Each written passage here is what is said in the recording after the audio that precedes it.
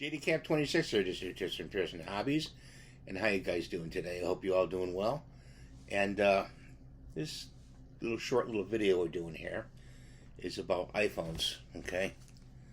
And you got an iPhone here, your first iPhone. You want to make a decision when you buy your first iPhone if you want to buy a case. Yeah, a case, is a case. Well, it's not.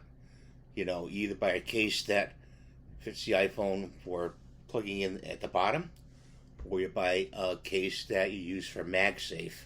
Now, my case has not come in yet, and it's been probably about a week and a half now, and I'm waiting for the case to come in for the MagSafe, which is a thinner case, so when you drop it down on the magnet, it contacts the back of the magnet and the battery, and it charges your phone.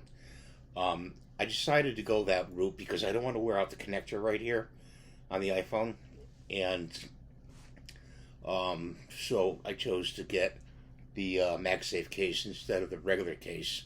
So don't make that mistake. That's your tip for today. I hope you're doing all well, and God bless you. Thanks for watching.